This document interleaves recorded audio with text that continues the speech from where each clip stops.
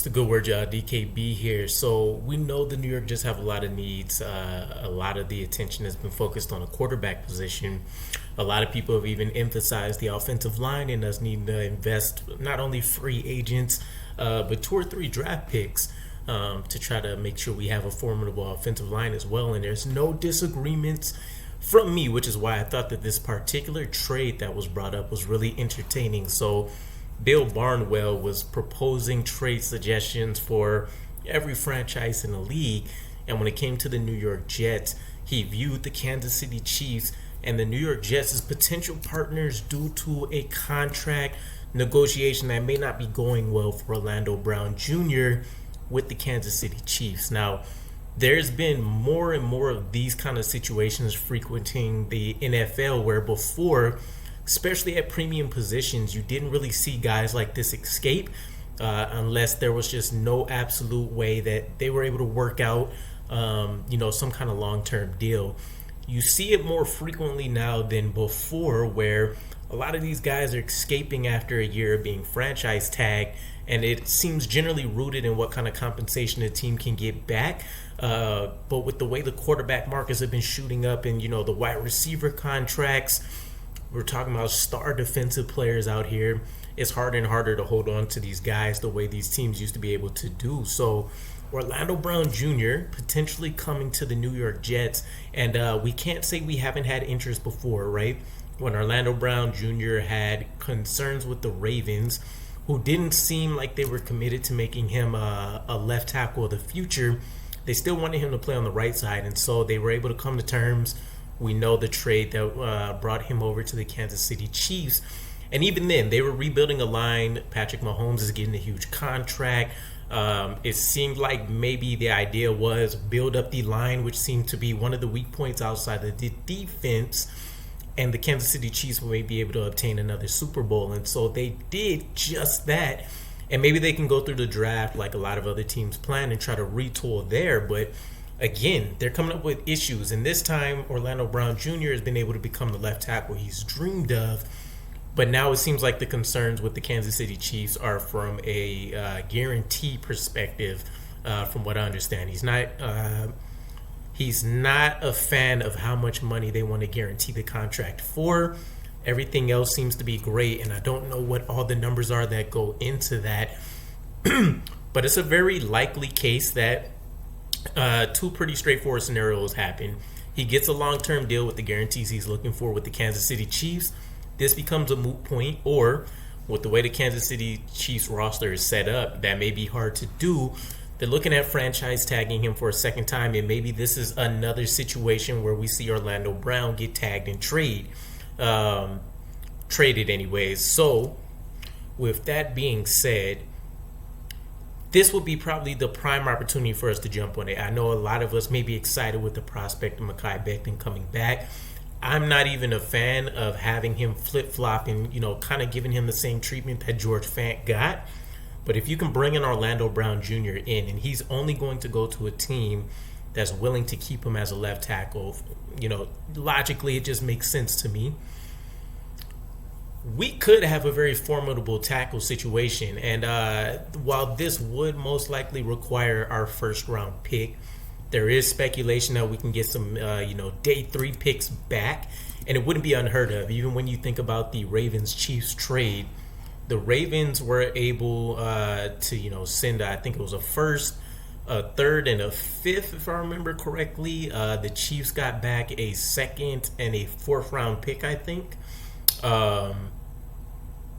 Something to that effect. But either way, that same setup could essentially be what happens with the New York Jets here. We sacrifice a round 1 pick. We work out the details of a long-term contract with Orlando Brown Jr. And based on what Spotrac projected, Orlando Brown's next contract would potentially look something like 5 years, $112 million. It's going to give him about an average of $22.4 million a year. That'll put him in the territory of the 3rd highest tackle in terms of annual, payout in the NFL. And I would potentially argue very heavily is well deserved. You're not going to see a lot of guys like Joe Thomas anymore. in the league to a certain degree. But Orlando Brown's a quality young stud that's coming off of a Super Bowl win, and he has a pretty hardcore, playoff tenure in his short time in the NFL already. I mean, four Pro Bowls. We know he has the versatility to be able to play left tackle and right tackle at a high level. 75 games of starting experience, 10 playoff games, and then again, as we mentioned, he's capped it off with a Super Bowl win. So I don't think he gets much better than that. There are concerns about how elite he necessarily may be, right? I think he's given up 4 sacks the last 3 years straight. My concern will be from a penalty aspect, 6 false starts, 3 holding within the last 2 years that he's been with the Kansas City Chiefs. It's not huge, and for what he's ultimately bringing to this roster, he's another little bit of a kind of a freak for his size, right? He brings speed, he can get to the second level quick, he's going to get out there and be able to maul you, and he can hold his own in pass protection. We would kill to only see that our blindside left tackle was giving up 4 sacks. We were happy with Mekhi Becton and what he did his rookie year, and I think he gave up, I might be way off on this, I want to say 6, but I would love the pairing of an Orlando Brown Jr. and a Mekhi Becton, or if Mekhi Becton ultimately becomes like a swing tackle, if he stays healthy and he just loses out a battle with, I don't know, Max Mitchell, or if they want to try Elijah Vera Tucker at tackle, or if we want to double dip, if we give up our first round pick, the second round, we go for like a DeJuan Jones or somebody of that nature. I think that'll be a pretty interesting beginning for our new tackle setup. But sign me up for Orlando Brown Jr. holding down the blind side for years to come. And one of the things that I love as well, depending on the veteran quarterback that we get, he's able to do a little bit of both. Lamar Jackson, obviously, I don't want to say he's a run-first quarterback, but it is a heavy emphasis in his game. So we know that Orlando Brown has the ability to go out there, play within structure, play without structure, work with a quarterback that has a tendency to run quite a bit, and he's mobile. So, he's able to kind of get a feel for what's happening around him. Then you go to Patrick Mahomes, also running ability, but he does a very underrated job of being able to go out there and just kill a team from the pocket. So we know it can sit down and handle what's in front of him as well. So I just think it's overall a great mesh. I'm not even worried. It sounds odd that I wouldn't want to give up a first-round pick necessarily for Aaron Rodgers on a one-year rental, but I think in this case, sacrificing a round 1 pick, when a lot of us think we'll get a tackle anyways for a guy like Orlando Brown Jr., on a long-term deal, a 5-year deal, I think makes all the sense in the world. And we'll see what happens ultimately. I don't know how realistic this will be, but it's not often that you see a guy get franchise tagged twice and they still stay with the same team. So let me know what your guys' thoughts are.